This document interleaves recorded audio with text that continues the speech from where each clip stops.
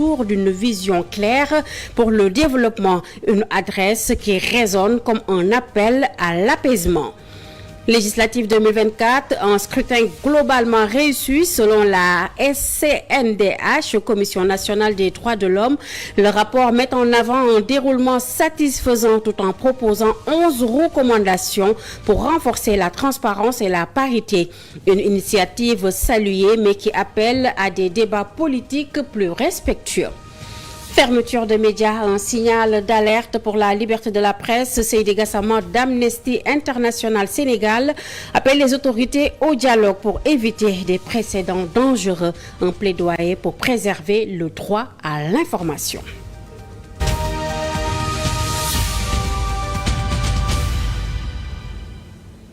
Merci de nous rester fidèles et bienvenue dans cette édition. Les députés de la 15e législature se réunissent en séance plénière ce vendredi 27 décembre à l'Assemblée nationale. À l'ordre du jour, un événement majeur, la déclaration de politique générale du Premier ministre Ousmane Sonko, un moment solennel qui, cette année, prend une dimension particulière.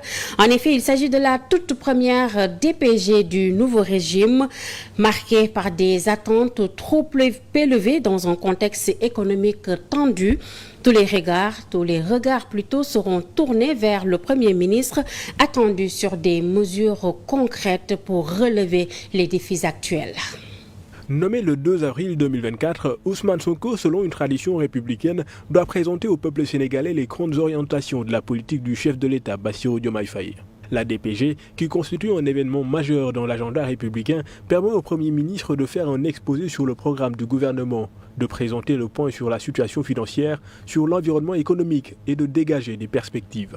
Une argumentation que le Premier ministre a déjà défendue en Conseil des ministres.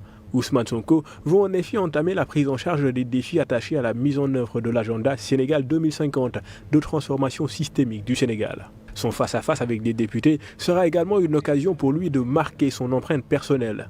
Il s'agit en effet du tout premier exercice personnel du chef du gouvernement, appelé à révéler sa personnalité politique devant l'Assemblée nationale. La DPG trouve ainsi sa source dans la Constitution du Sénégal, qui dispose à travers son article 55 : Après sa nomination, le Premier ministre fait sa déclaration de politique générale devant l'Assemblée nationale.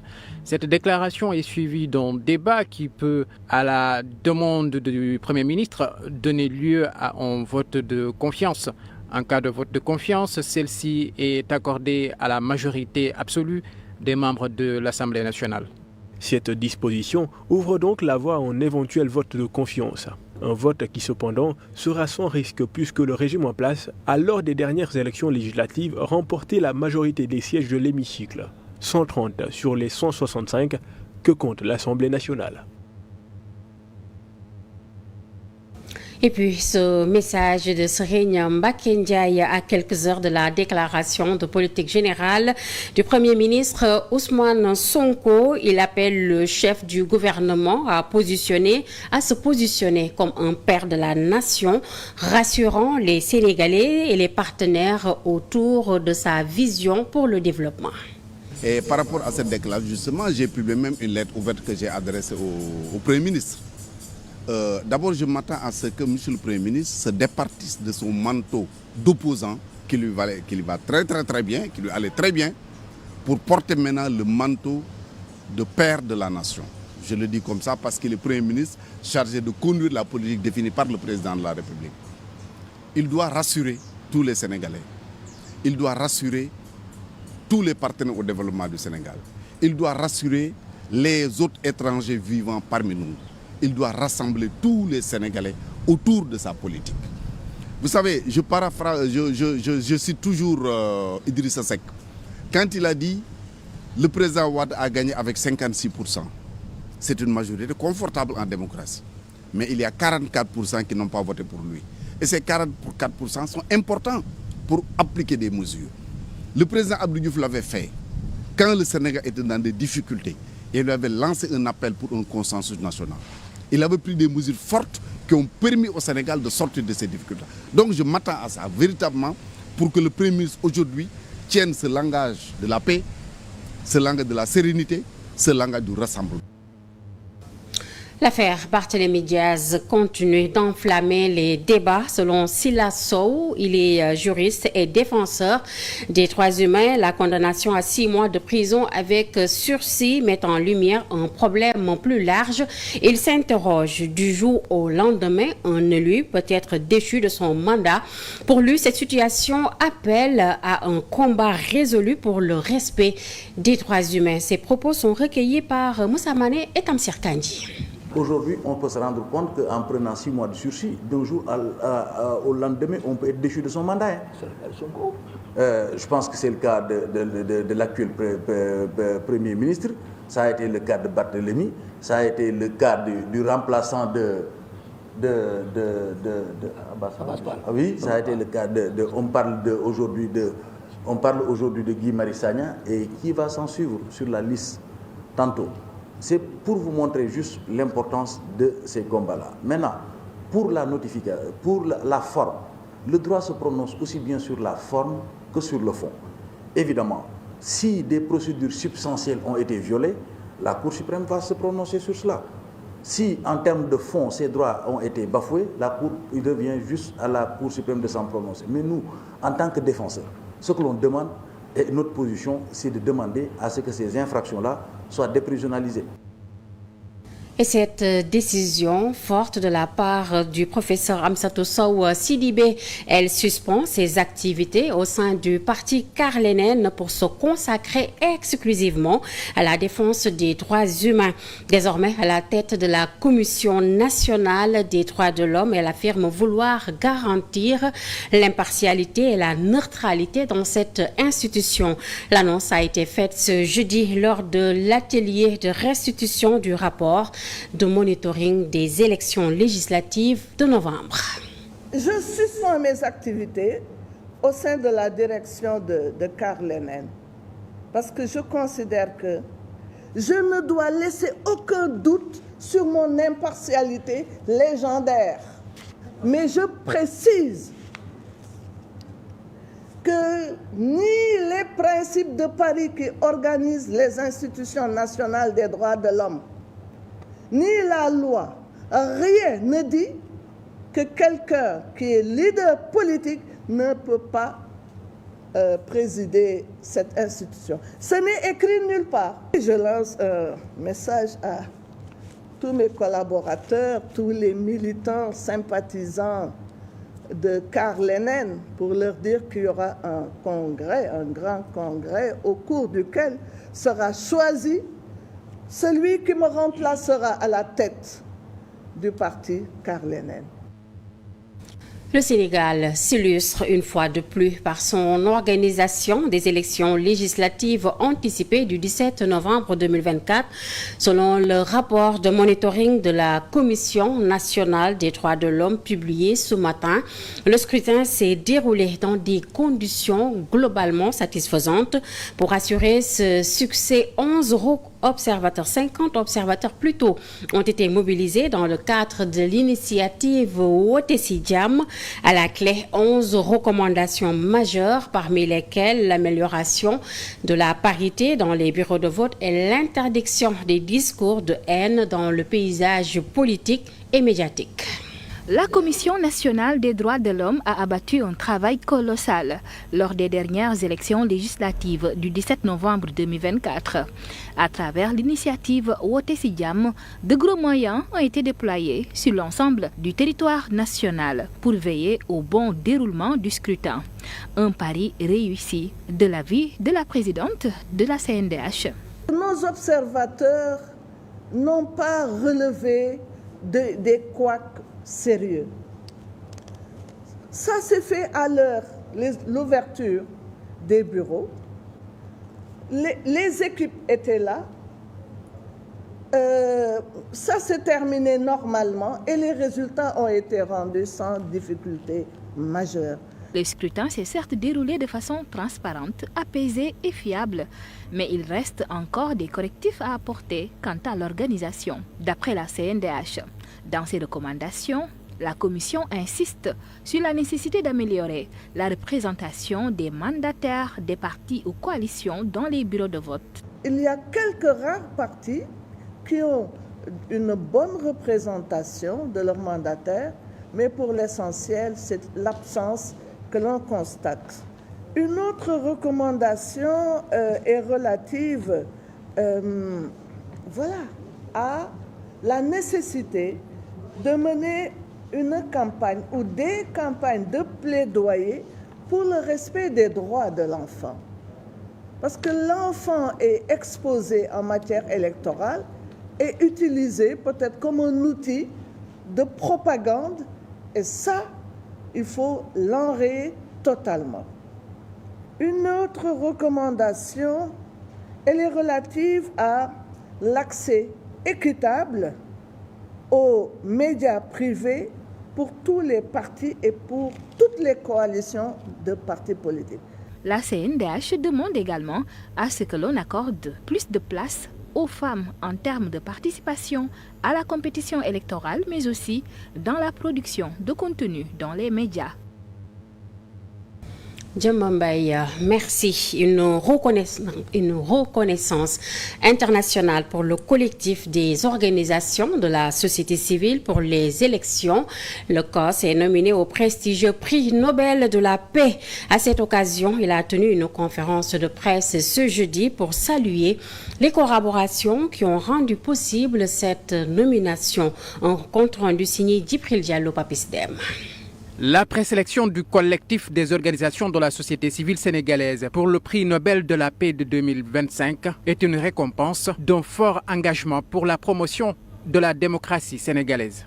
Le COSC a joué un rôle clé dans la réalisation de la deuxième alternance démocratique au pouvoir. Dans un contexte de crise politique, son intervention a permis d'apaiser l'espace politique et de renforcer la crédibilité des élections. Spécialisé dans les questions de médiation électorale et politique, ce collectif créé à la veille de la présidentielle de 2000 a accompagné tous les dialogues politiques initiés par les autorités gouvernementales, participant ainsi au renforcement de la démocratie au Sénégal. Vous êtes les véritables garants de la démocratie au Sénégal. Ces élections ont été des élections transparentes, comme vous l'avez dit, des élections apaisées, mais des élections également inclusives. Et cela, c'est grâce à cette société civile sénégalaise. Le travail essentiel effectué par la société civile pour la réussite justement de ces élections inclusives, transparentes et apaisées, malgré un contexte qui était particulièrement difficile.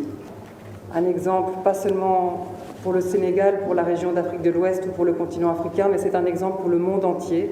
Le collectif est composé de plusieurs organisations de la société civile sénégalaise. La structure fait partie des 3 organisations mondiales sélectionnées pour l'attribution du prix Nobel de la paix de 2025. Nomination historique pour le Sénégal.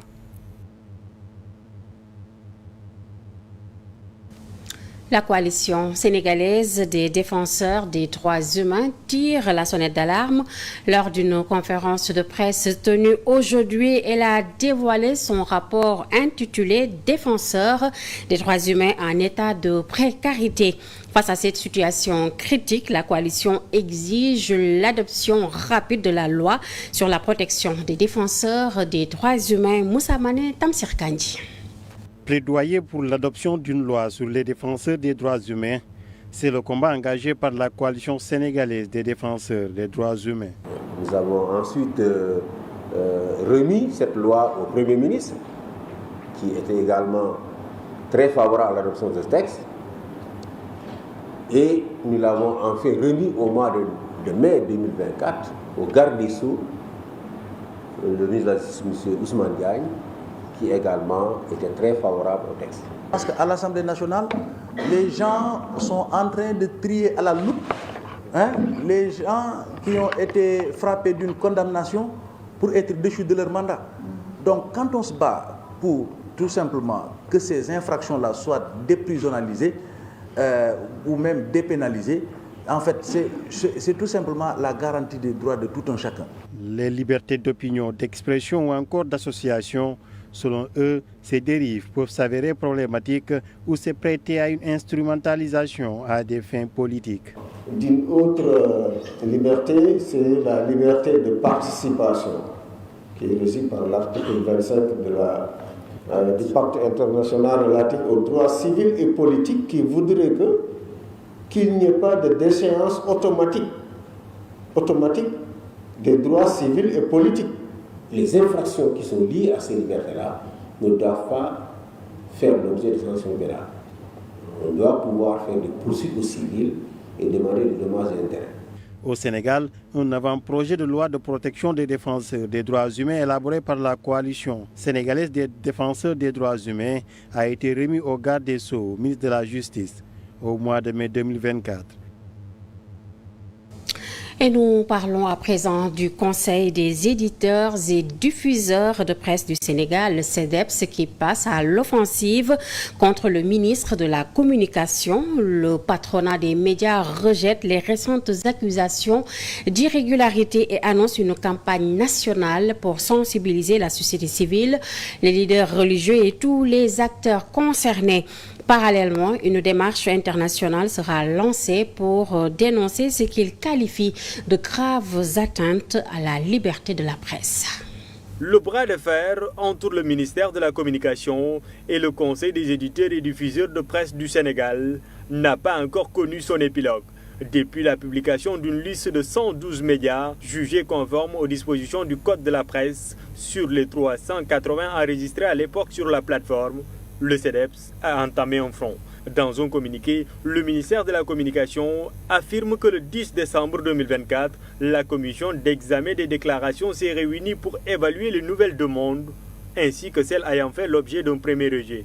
Il en conclut qu'après un examen minutieux, plusieurs irrégularités ont été encore constatées. Mais le patronat de la presse rejette fermement ce dernier communiqué du ministère et annonce le lancement d'une vaste campagne de communication à l'international. Selon eux, cette action a pour objectif de dénoncer ce qu'ils considèrent comme des dérives du régime en place. Pour le président du CEDEPS, Mamadou Ibra Kane, toute la confusion provient du fait que le ministre de la Communication commet des amalgames car la loi ne lui donne en aucun cas le pouvoir ou la compétence de déterminer quels sont les médias légaux. Il y ajoute que le Code de la presse stipule uniquement l'obligation d'enregistrement auprès du ministère de la Communication. Il pense ainsi qu'il est possible d'exercer en tant que média sans être enregistré auprès du ministère tant que l'on ne cherche pas à bénéficier des subventions ou des marchés publics de l'État. Il estime toutefois que le ministre de la Communication ne partage pas cette vision, poursuivant plutôt un agenda caché visant à déterminer quels médias sont reconnus par le nouveau régime issu de la troisième alternance. Dans le but de dénoncer ce qu'il qualifie de forfaiture, le CEDEPS compte mener d'abord une campagne nationale en sensibilisant la société civile, les leaders religieux et tous les acteurs publics, ensuite à l'international pour alerter les partenaires du Sénégal sur les graves atteintes à la liberté de la presse en cours dans le pays. Seydi Gassama, directeur exécutif d'Amnesty International Sénégal, alerte sur les risques pour l'image du pays. Selon lui, la fermeture d'un média déclaré non conforme serait un précédent dangereux. Il exhorte toutefois les autorités à ouvrir un dialogue avec les acteurs concernés. Ces propos sont recueillis par Moussa Mané. C'est très mauvais pour l'image de ce pays que les médias soient dissous ou fermés.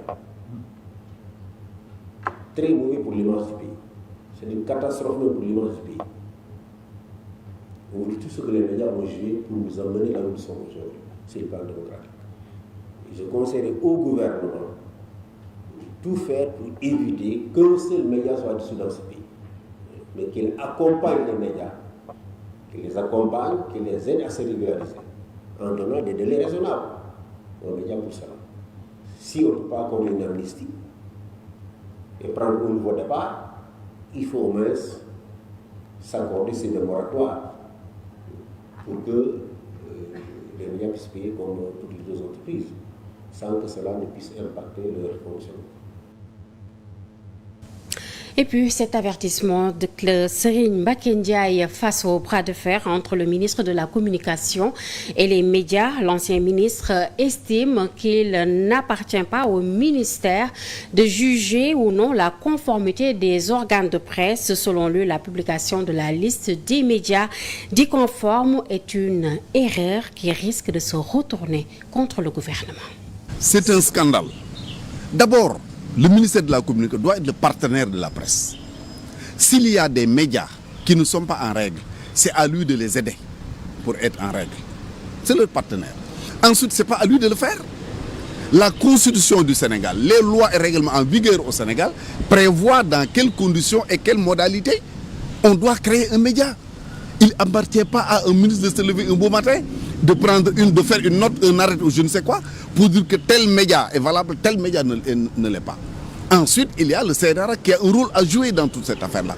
Donc laissons à chacun le soin de jouer son rôle, mais véritablement ce que le ministre est en train de faire, j'estime que c'est un scandale qui risque de se retourner contre le gouvernement. Et moi, tout ce que je dis, tout ce que je fais, c'est pour aider ce gouvernement à réussir sa mission. C'est pour aider le président de la République. C'est pour aider le Premier ministre à réussir leur mission. Mais ce n'est pas dans la division et dans la confusion qu'ils vont réussir leur mission. Direction Louga, où les habitants de Fass Touré sont confrontés à une crise d'eau aiguë depuis plus de 2 semaines. Conséquence de la panne d'un forage vieux de 38 ans, le chef du village réclame son remplacement et une solution durable pour répondre aux besoins croissants. Et face à l'urgence, le fort a déployé des réparateurs et mobilisé des camions citernes pour un approvisionnement provisoire. Un reportage signé